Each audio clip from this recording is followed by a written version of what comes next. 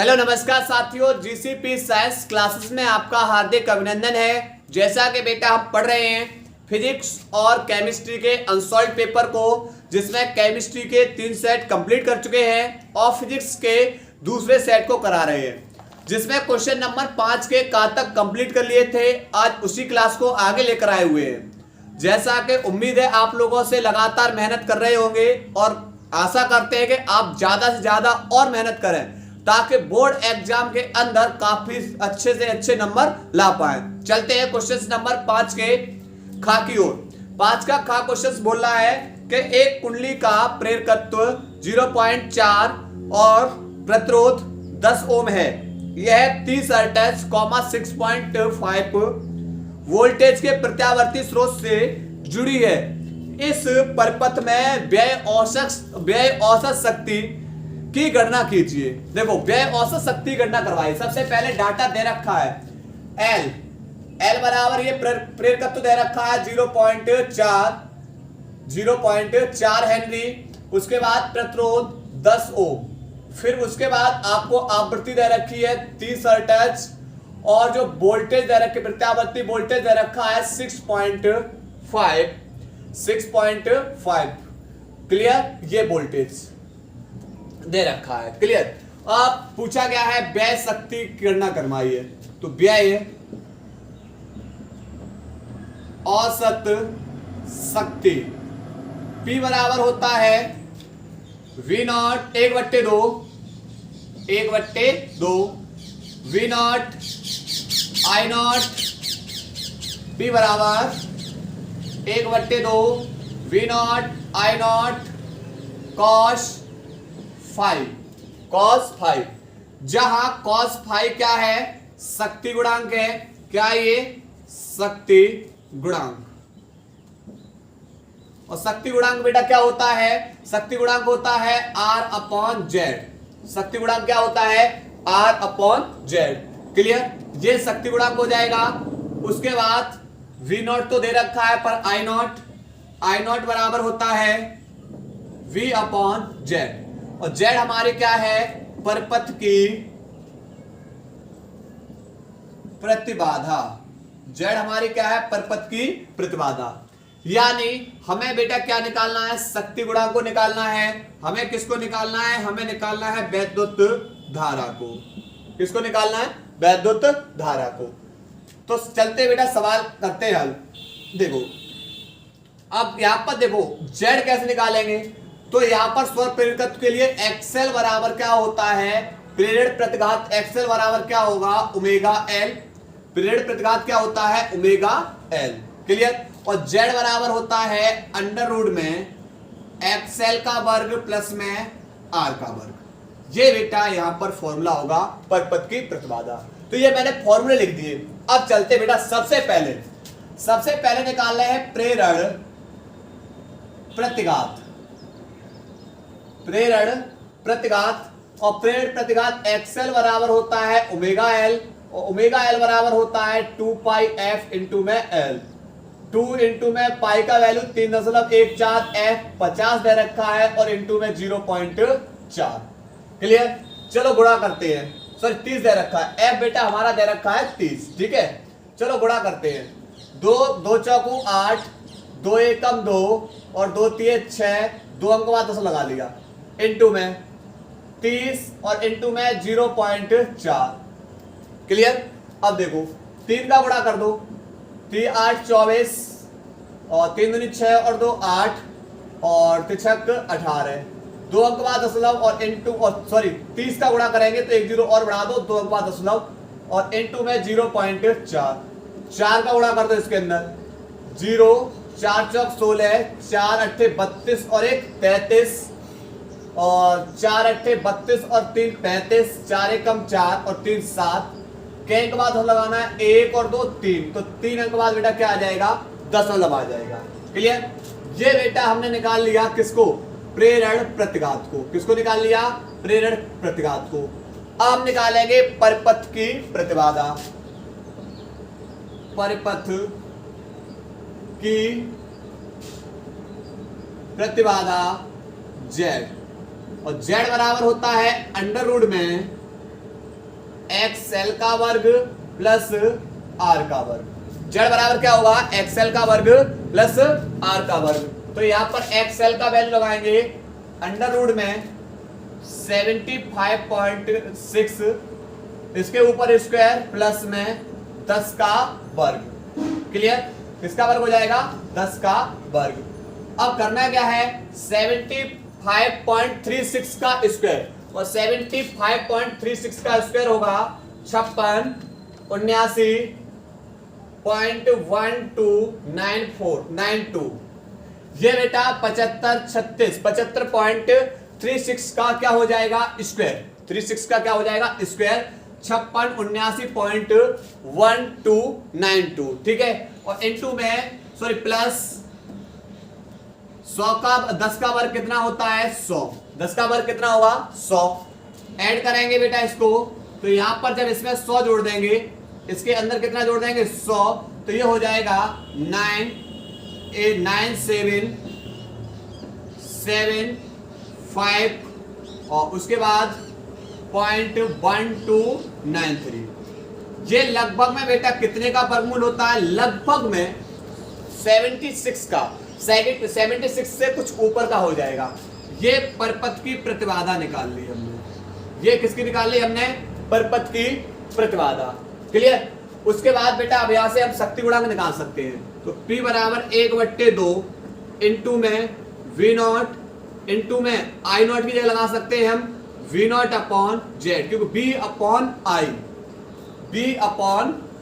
I बराबर क्या होता है R, तो हमें I निकालना है, तो I बराबर हो जाएगा B अपॉन R। पर यहाँ पर प्रतिरोध नहीं, यहाँ पर I0 बराबर होता है B अपॉन जेड, क्योंकि I0 ठीक है यहाँ पर शिखर मान के लिए, इसलिए देखो इनटू में शक्ति गुणांक cos फाई है, तो cos फाई की जगह हम क्या लगा देंगे R अपॉन जेड। तो लगाएंगे 1/2 V0 का वैल्यू है बेटा 6.5 इंटू में V0 का वैल्यू 6.5 बट्टे प्रतिरोध Z 76 और cos फाई का वैल्यू लगाए, cos फाई बराबर होता है R upon Z. cos phi बराबर क्या होगा R अपॉन जेड।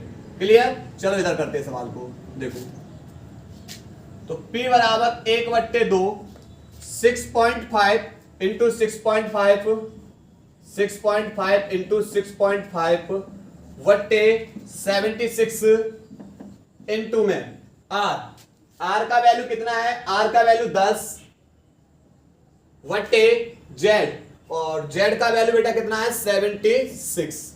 क्लियर, तो यहां पर 1/2 6.5 का गुणा 6.5 में गुणा करेंगे, 6.5 का गुणा 6.5 में करेंगे तो 42 25 2 अंक बाद दशमलव इंटू में 10 वट्टे 6.5 का गुणा जब आप 6.5 में करोगे तो 42 25 आ जाएगा, और क्या के बाद 10 लगा देना, 65 गुणा 65 42 25 पर 2 अंक बाद 10 लगाना, लगा देना इंटू में 10 और बट्टे 76 इंटू में 76, तो ये बनेगा लगभग में बेटा जाके 57 क्लियर। 10 का गुणा इसमें करेंगे तो देखो यहाँ पर 42 25 0 2 अंक बाद दशमलव वट्टे 2 का गुणा 2 6 12 2 7 14 और एक 14 और एक 15 2 7 14 और एक 15 2 5 10 और एक 11।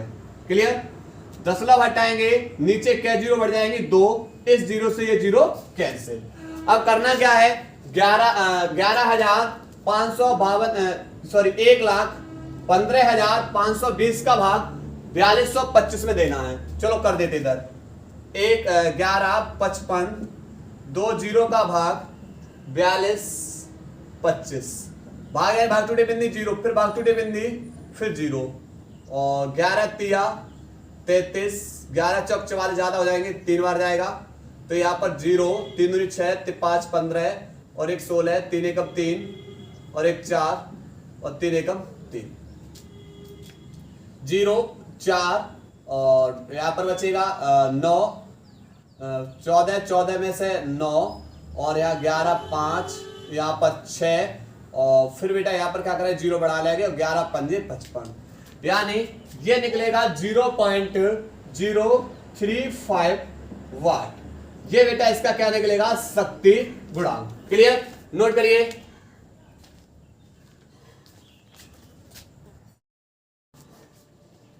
इसके बाद बेटा क्वेश्चन नंबर 5 का ग। 5 का ग क्वेश्चन क्या कह रहा है? बोल रहा है मैक्सवेल की विस्थापन धारा की व्याख्या कीजिए तथा इसका समीकरण लिखिए। इसके एवं चालक धारा के बीच कालांतर कितना होगा? देखो विस्थापन धारा को बेटा इसको हम सेट नंबर 1 में भी करके आए थे और यहां पर भी समझ रहे हैं। क्या है विस्थापन धारा? देखो दो समांतर प्लेटें लेंगे, दो समांतर प्लेटें, क्लियर। एक प्लेट पर बेटा धन आवेश होगा और दूसरी प्लेट पर कैसा आवेश होगा? ऋण आवेश। अब इन प्लेटों को हम क्या करेंगे? आवेशित करेंगे। तो आवेशित करने के लिए बेटा हम क्या करेंगे? इसे बैटरी या सेल से जोड़ देंगे, एक कुंजी लगा देंगे, क्लियर। ये रहा, बैटरी सेल से जोड़ दिया और एक कुंजी लगा दी, तो यहां पर धारा प्रवाहित होना शुरू हो जाएगी। तो जैसे ही हम बेटा इन प्लेटों को हमने क्या किया? आवेशित किया, तो आवेशित करने पर इन प्लेटों के बीच वैद्युत क्षेत्र उत्पन्न हो जाता है। कौन उत्पन्न हो जाएगा? प्लेटों के बीच वैद्युत क्षेत्र उत्पन्न हो जाता है और वैद्युत क्षेत्र की संख्या में परिवर्तन करने पर एक प्रेरित धारा उत्पन्न होती है, जिसको हम क्या बोलते हैं? जिसको बोलते हैं विस्थापन धारा। क्या बताया? जब दो समांतर प्लेटों को आवेशित किया जाए तो आवेशित करने पर उन प्लेटों के बीच वैद्युत क्षेत्र उत्पन्न हो जाता है। कौन उत्पन्न हो जाएगा? वैद्युत क्षेत्र उत्पन्न हो जाता है। वैद्युत क्षेत्र की संख्या में, वैद्युत क्षेत्र की संख्या में परिवर्तन करने पर एक प्रेरित धारा उत्पन्न होती है, जिसको हम क्या बोलते हैं? विस्थापन धारा। लिखेंगे, परिभाषा लिखेंगे, मैक्सवेल के अनुसार, मैक्सवेल के अनुसार, मैक्सवेल के अनुसार जब दो समांतर प्लेटों को आवेशित किया जाए, आवेशित किया जाए तो प्लेटों के मध्य वैद्युत क्षेत्र उत्पन्न हो जाता है, उत्पन्न हो जाता है। वैद्युत क्षेत्र, वैद्युत क्षेत्र की संख्या में परिवर्तन करने पर एक प्रेरित धारा, प्रेरित धारा उत्पन्न होती है, उत्पन्न होती है, जिसे जिसे क्या बोलेंगे? विस्थापन धारा कहते हैं। जिसे विस्थापन धारा कहते हैं। इसे आईडी से प्रदर्शित करते हैं, प्रदर्शित करते हैं। इसका फॉर्मूला होता है आईडी बराबर epsilon nought d phi upon d t, d phi E upon d t. ये हमारी विस्थापन धारा का क्या होता है? फॉर्मूला होता है, क्लियर। अब इसके लिए हमें क्या निकालना है? व्यंजक। क्या निकालना है बेटा? व्यंजक, मतलब इसकी उत्पत्ति। इसकी क्या करेंगे हम? उत्पत्ति कैसे? देखो, माना दो प्लेट हैं, इन दो प्लेटों पर एक समान रूप से आवेश वितरित है और जब एकांक प्लेटों पर एक समान रूप से आवेशित वितरित कर दिया जाए तो उसे बोलते हैं पृष्ठीय आवेश घनत्व। क्या बोलेंगे? पृष्ठीय आवेश घनत्व। और पृष्ठीय आवेश घनत्व बेटा हम किससे लिख लेंगे? सिग्मा से लिख लेंगे। तो माना दो प्लेटों के बीच जो वैद्युत क्षेत्र है वो E बराबर क्या होता है, sigma upon 2 epsilon not. Sigma upon क्या होता है, एप्सिलॉन नॉट। सिग्मा अपॉन क्या होता है बेटा, एप्सिलॉन नॉट। प्लेटों के बीच, दो प्लेटों के बीच वैद्युत क्षेत्र की तीव्रता कितनी होती है, E बराबर sigma upon epsilon not. Clear. उसके बाद यहां पर, और चूंकि प्लेट के प्रति एकांक क्षेत्रफल पर एक समान रूप से आवेश वितरित है, इसलिए सिग्मा बराबर क्या होता है, Q अपॉन A। सिग्मा बराबर क्या होता है, Q अपॉन A। तो यहां पर E बराबर हो जाएगा सिग्मा अपॉन एप्सिलॉन नॉट, और सिग्मा की जगह बेटा हम क्या लगाएंगे, सिग्मा की जगह हम लगाएंगे Q अपॉन A इंटू में एप्सिलॉन नॉट। क्लियर। तो यहां से क्या कर रहे हैं हम, इस आवेश को क्रॉस मल्टीप्लाई कर दे रहे हैं। तो Q बराबर हो जाएगा एप्सिलॉन नॉट E इंटू में A। Q बराबर क्या हो जाएगा, एप्सिलॉन नॉट E इंटू में A। पर E इंटू में A ये हमारा क्या होता है, ये हमारा होता है वैद्युत फ्लक्स। ये हमारा क्या होगा, वैद्युत फ्लक्स यानी फाइ E बराबर E डॉट A। क्लियर। तो यहां पर Q बराबर हो जाएगा एप्सिलॉन नॉट इंटू में E इंटू में A, ये हो जाएगा वैद्युत फ्लक्स। क्लियर। अब करना क्या है, हमें धारा बनानी है। तो टाइम के सापेक्ष, समय के t के सापेक्ष क्या कर दें, अवकलन करने पर।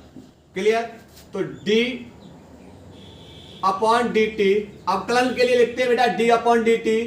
किसका करेंगे, q बराबर d upon dt epsilon not into में फाइ e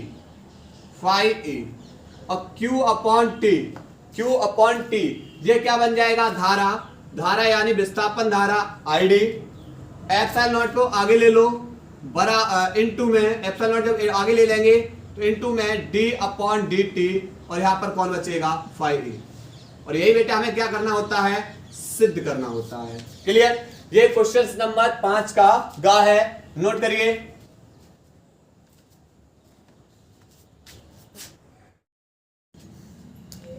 इसके बाद बेटा क्वेश्चन नंबर 5 का घ क्वेश्चन बोल रहा है, प्रकाश का व्यतिकरण क्या है, संपोषी व्यतिकरण तथा विनाशी व्यतिकरण की दशाएं दर्शाइए। ये भी बेटा क्वेश्चन नंबर सेट 1 में है। ठीक है, चलो समझते हैं व्यतिकरण को। क्या है व्यतिकरण, समझते हैं। देखो, समान आयाम और समान आवृत्ति, कला भी बेटा समान है, और ये आयाम, ये क्या हमारा आयाम, समान आयाम तथा समान आवृत्ति की दो तरंगें एक ही दिशा में संचरित हो रही हैं। एक ही दिशा में क्या होती हैं, संचरित होती हैं। तो इनके अध्यारोपण से बनी, यानी ये बेटा जब तरंगें आगे जाके जहां मिलेंगी तो क्या हो जाएगा, अध्यारोपण होगा। तो इनके अध्यारोपण से बनी परिणामी तरंग की तीव्रता कुछ बिंदुओं पर क्या होगी, अधिकतम होगी, और कुछ बिंदुओं पर न्यूनतम होती है। इस घटना को हम क्या बोलते हैं, व्यतिकरण कहते हैं। क्या बोलते हैं, व्यतिकरण। क्लियर। और व्यतिकरण की घटना में जिन बिंदुओं पर तरंगें समान कला में मिलती हैं, अर्थात प्रकाश की तीव्रता अधिकतम होती है, उसे हम बोलते हैं संपोषी व्यतिकरण। और व्यतिकरण की घटना में जिन बिंदुओं पर प्रकाश की तीव्रता, जिन बिंदुओं पर व्यतिकरण की घटना में जिन बिंदुओं पर तरंगें विपरीत कला में मिलती हैं, अर्थात प्रकाश की तीव्रता न्यूनतम होती है, उसे हम क्या बोलेंगे, उसे बोलते हैं विनाशी व्यतिकरण। तो लिखते हैं बेटा व्यतिकरण की परिभाषा, लिखेंगे समान आयाम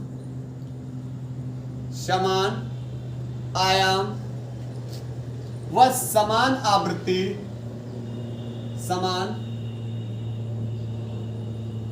आवृत्ति की दो तरंगें जब समान आयाम वह समान आवृत्ति की दो तरंगें एक ही दिशा में संचरित होती हैं, संचरित होती हैं, तो उनके अध्यारोपण से बनी परिणामी तरंग की तीव्रता कुछ बिंदुओं पर अधिकतम तथा कुछ बिंदुओं पर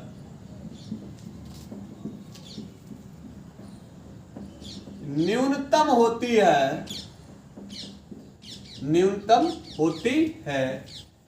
इस घटना को, प्रकाश की तरंग की इस घटना को व्यतिकरण कहते हैं। क्या बोलते हैं बेटा? व्यतिकरण कहते हैं। क्लियर? अब व्यतिकरण के प्रकार,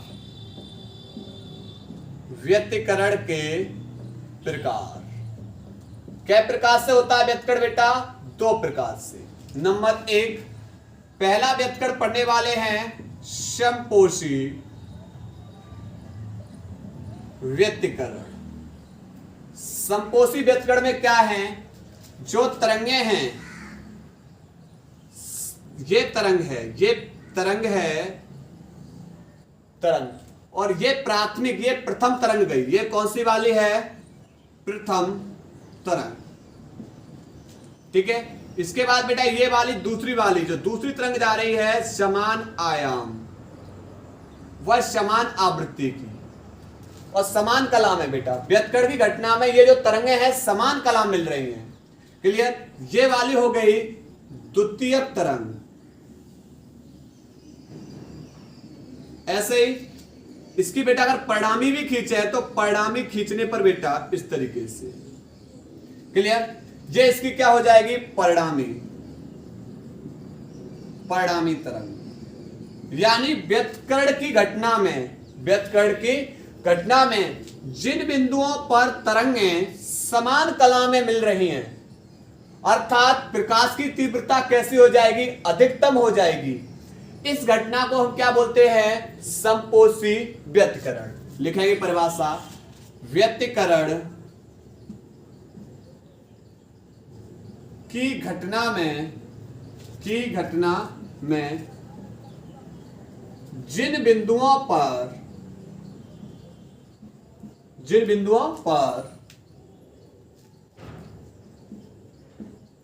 तरंगें समान कला में मिलती हैं, अर्थात प्रकाश की तीव्रता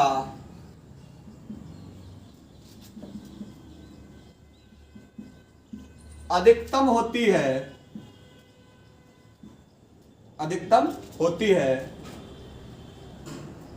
व्यतिकरण की इस घटना को समपोषी व्यतिकरण कहते हैं। समपोषी व्यतिकरण कहते हैं। समपोषी व्यतिकरण कहते हैं। क्लियर? ये होगी बेटा समपोषी व्यतिकरण। अब पढ़ेंगे विनाशी व्यतिकरण। विनाशी व्यतिकरण में क्या है? विनाशी व्यतिकरण में जो व्यतिकरण की जो घटना है, ये अगर प्राथमिक तरंग है तो इसकी जो द्वितीयक तरंग होगी वो विपरीत कला में होगी। किस कला में होगी? विपरीत कला में होगी, और जिन जिन बिंदुओं पर विपरीत कला में ये तरंगें मिलेंगी उस घटना को हम क्या बोलते हैं?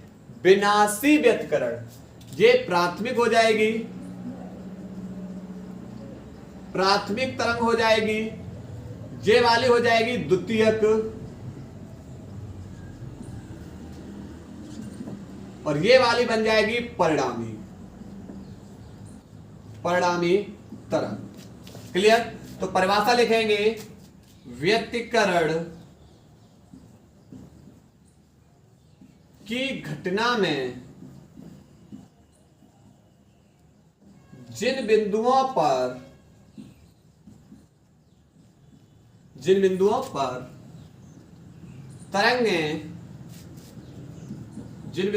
तरंगें विपरीत कला में मिलती हैं, अर्थात प्रकाश की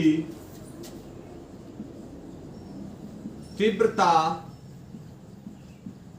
न्यूनतम होती है। प्रकाश की तीव्रता कैसे होगी? न्यूनतम। व्यतिकरण की इस घटना को विनाशी व्यतिकरण कहते हैं। विनाशी व्यतिकरण कहते हैं।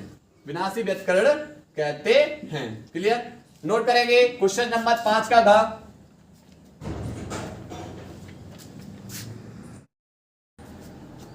इसके बाद बेटा क्वेश्चन नंबर 5 का घ इंपोर्टेंट क्वेश्चन है बोर्ड एग्जाम की दृष्टि से। बेटा क्या कह रहा है? बोल रहा है प्रकाश के ध्रुवण से क्या तात्पर्य है, पोलराइड के सिद्धांत तथा उपयोग का उल्लेख कीजिए। समझते हैं क्या है हमारा प्रकाश का ध्रुवण, क्या है पोलराइड और क्या इसके उपयोग हैं। इंपोर्टेंट क्वेश्चन है, समझते हैं। देखो, एक टूरमैलिन की क्रिस्टल है। क्या है? टूरमैलिन की क्रिस्टल। मान लिया ये टूरमैलिन की क्रिस्टल है और इससे हम प्रकाश को गुजारेंगे। किसको गुजारेंगे? इस टूरमैलिन की क्रिस्टल से हम क्या कराएंगे? प्रकाश को गुजारेंगे। तो यह प्रकाश बेटा टूरमैलिन की क्रिस्टल से जैसे ही बेटा क्या होगा, इसके पार निकलेगा, यानी ये आपतित किरण है, जब इससे पार निकल जाएगी तो ये निर्गत किरण बन जाएगी। तो जैसे ही बेटा टूरमैलिन की क्रिस्टल से प्रकाश कैसा होगा बेटा? बाहर निकलेगा। तो जो प्रकाश चारों दिशाओं में कंपन कर रहा है वह चारों दिशाओं में कंपन न करके एक सीमित दिशा में कंपन करने लगता है। सीमित दिशा में कंपन करने लगता है और इस प्रकार के प्रकाश को हम क्या कहते हैं? समतल ध्रुवित प्रकाश कहते हैं। और इस प्रक्रिया को हम क्या कहते हैं? ध्रुवण। और इसको हम बेटा एक चित्र की सहायता से समझते हैं और वो चित्र हम लेकर आएंगे बेटा पोलराइड में। किसमें? पोलराइड में। ठीक है। अब पोलराइड में क्या होता है? दो कांच की फिल्म होती है। दो कांच की क्या होंगी? फिल्म होंगी। अब ये फिल्में बेटा कैसी? जैसे आपने जंगला देखा है, जंगला, और जंगला में बेटा इस तरीके से यहां पर जो ये सरियां फंसी होती हैं इस तरीके से, ऐसे। तो ये दोनों की दोनों फिल्में बेटा एक दूसरे के समांतर भी हो सकती हैं और एक दूसरे के कैसी हो सकती हैं? लंबवत भी। समांतर भी हो सकती हैं और एक दूसरे कैसी होंगी? ये लंबवत भी। अब समझो, इनसे हम क्या करेंगे? प्रकाश को गुजारेंगे। अब इससे बेटा प्रकाश को कौन से गुजारेंगे? तो प्रकाश हमारा दो प्रकाश से होता है। एक होता है ध्रुवित प्रकाश और एक होता है अध्रुवित प्रकाश। समझते हैं क्या है ध्रुवित प्रकाश और क्या है अध्रुवित प्रकाश। देखो, अध्रुवित प्रकाश जैसे ये बेटा तरंग संचरण की दिशा है, तरंग संचरण की यानी जो तरंग चलने की दिशा है इस तरंग, और इस पर बेटा किसके कण हैं? तरंग के कण हैं। इस पर कैसे है? तरंग के कण। तो ये तरंग के कण बेटा चारों दिशाओं में गत करेंगे। तरंग के कण बेटा क्या कर रहे हैं? जब चारों दिशाओं में गत कर रहे हैं, ये इस तरीके से,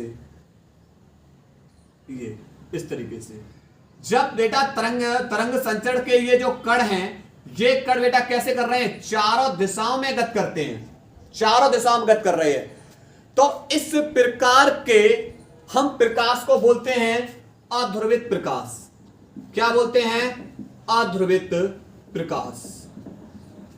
तो जब बेटा माध्यम के जो तरंग, जब प्रकाश के कण माध्यम में बेटा चारों दिशाओं में बेटा कंपन करते हैं, चारों दिशाओं में, मान लिया ये माध्यम का कण है, ये इधर भी गत करेगा, इधर भी गत कर रहा है, इधर भी गत कर रहा है, इस पर बेटा कोई कण आ गया, कोई कण आ गया, वो ऐसे भी गत कर रहा है, वो इस तरीके से भी गत कर रहा है, वो बेटा इस तरीके से भी गत कर रहा है, ठीक है, यानी वो चारों दिशाओं में बेटा गत कर रहा है। तो इस प्रकार के प्रकाश को हम क्या बोलते हैं? ध्रुवित प्रकाश। क्या बोलेंगे? ध्रुवित प्रकाश, सॉरी अध्रुवित प्रकाश। क्या बोलेंगे? अध्रुवित प्रकाश। तो क्या बताया अध्रुवित प्रकाश के बारे में? जब प्रकाश, जो प्रकाश तरंग के जो कण हैं माध्यम में चारों दिशाओं में गत कर रहे हैं, सीमित नहीं है, चारों दिशाओं में बेटा गत करेंगे, तो ये बेटा क्या कहलाएगा? अध्रुवित प्रकाश। लेकिन यहां पर क्या होता है? ध्रुवित प्रकाश में ऐसा नहीं है।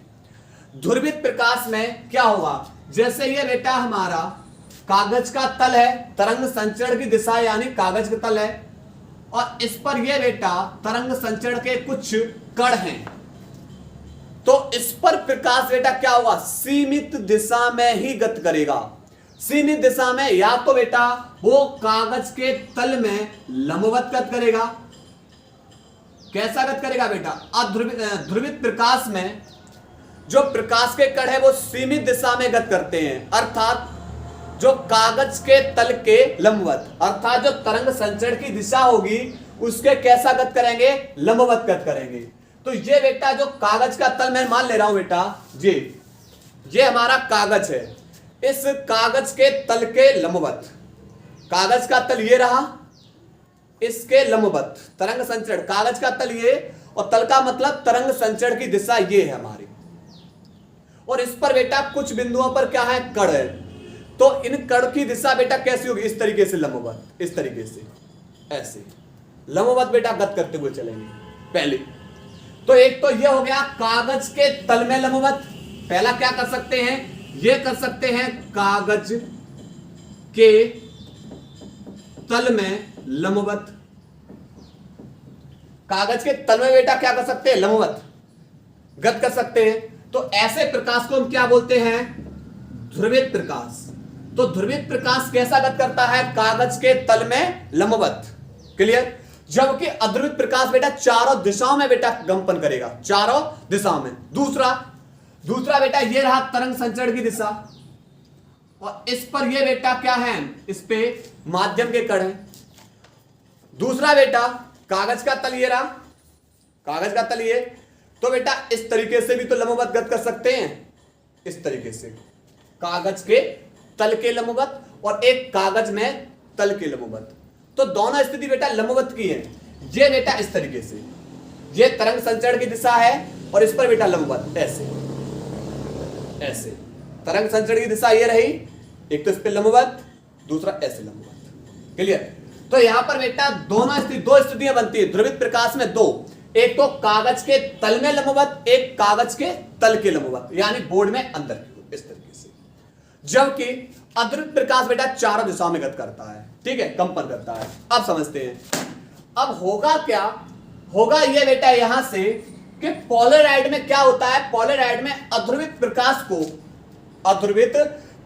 को फिल्म से गुजारा जाता है। किससे गुजारा जाएगा? फिल्म से गुजारा जाता है। तो ये क्या करता है? यहां पर पहले वाले पोलराइड को, जो प्रथम पोलराइड है, इसको बोलते हैं हम बेटा ध्रुवक। क्या बोलेंगे? ध्रुवक। दूसरे वाले पोलराइड को विश्लेषक। दूसरे वाले को हम क्या बोलेंगे? विश्लेषक। प्रथम को ध्रुवक और दूसरे वाले को हम क्या बोलते हैं? विश्लेषक बोलते हैं। क्लियर? अब होगा क्या? इसमें जो प्रकाश डाला जाता है, यहां पर जो प्रकाश जाएगा, ये प्रकाश जाता है बेटा ध्रुवित वाला, अध्रुवित वाला। कैसा जाएगा? अध्रुवित वाला, इस तरीके से चार दिशाओं में गत करते हुए ये। तो ये बेटा अध्रुवित प्रकाश को, किसको? अध्रुवित प्रकाश को जब हम बेटा ध्रुवक से होकर गुजारेंगे, किससे होकर गुजारेंगे? ध्रुवक से होकर गुजारते हैं। तो ध्रुवक से होकर गुजारने पर ये वाला जो ध्रुवक है, ये ध्रुवक ये अध्रुवित प्रकाश को क्या कर देता है, ध्रुवित कर देता है। ये पॉलीराइड क्या करता है, अध्रुवित प्रकाश को क्या कर देगा, ध्रुवित कर देता है। क्लियर। और जो भी बेटा हमें एक्सचेंज करना है, जो बदलना है, इसके कोणों को बदलना, वो किसका बदलेंगे, विश्लेषक। विश्लेषक वाले को तो बेटा हम क्या करेंगे, भिन्न भिन्न स्थितियों पर क्या करेंगे, घुमाएंगे, भिन्न भिन्न स्थितियों पर घुमाएंगे और इसकी घटना को प्राप्त करेंगे। तो पॉलीराइड में क्या होता है, अध्रुवित प्रकाश को क्या किया जाता है, ध्रुवित किया जाता है। अब देखो, अब यहां से प्रकाश बेटा चारों दिशाओं में गति कर रहे हैं। प्रकाश कैसे कर रहे हैं, चारों दिशाओं में। अब इस पॉलीराइड से ध्रुवक से कौन सा प्रकाश बाहर निकलेगा, इस ध्रुवक से कौन सा, यानी निर्गत किरण कौन सी प्राप्त होंगी। तो देखो यहां पर ये तो कण बेटा चारों दिशाओं में गति कर रहे हैं। जो बेटा आपका ये जाल है, जाल, तो इससे प्रकाश बेटा इस तरीके से भी गति करता है, गति कर रहा है, इस तरीके से भी गति कर रहा है, ऐसे भी गति कर रहा है। तो बेटा यहां से जो प्रकाश की तरंग बेटा इस तरीके से गति कर रही है, वो बेटा जो प्रकाश की तरंग ऐसी गति करती हुई जा रही है, वो तो इसके आर पार निकल जाएंगी। जो प्रकाश की तरंग ऐसे गति करती हुई जा रही है, वो यहां पर रुक जाएंगी। जो प्रकाश की तरंग ऐसे गति करती हुई आ रही है, वो यहां रुक जाएंगी। जो प्रकाश की तरंगें बेटा ऐसे गति करती हुई आ रही है, वो यहां पर रुक जाएंगी। अर्थात इसके द्वारा प्रकाश का क्या कर लिया जाएगा, अवशोषण। लेकिन उन्हीं तरंगों को बेटा बाहर निकाला जाएगा, इससे निर्गत प्राप्त होंगी, जो कैसी हो बेटा, जो लंबवत हो। कैसे, कागज के तल में बेटा कैसी हो, लंबवत, जो ऐसी स्थिति में होगी। इस तरीके से जाने वाले प्रकाश को क्या कर दिया जाएगा, बाहर निकाल दिया जाएगा। अब ये बेटा ये वाली जो प्राप्त हो रही निर्गत किरण, निर्गत। अब ये वाली क्या, अब विश्लेषक को बेटा हमने क्या किया, इसके ध्रुवक के समांतर रखा। और ध्रुवक के समांतर रखा, तो ध्रुवक के समांतर रखने पर बेटा इन तरंगों पर, इन प्रकाश की किरणों पर कोई प्रतिबाधा नहीं आएगी, क्योंकि समांतर है। तो बेटा वो इस तरीके से प्रकाश निकलता हुआ बाहर निकल जाएगा। यानी ये प्रकाश इससे भी क्या हो जाएगा, बाहर निकल जाएगा।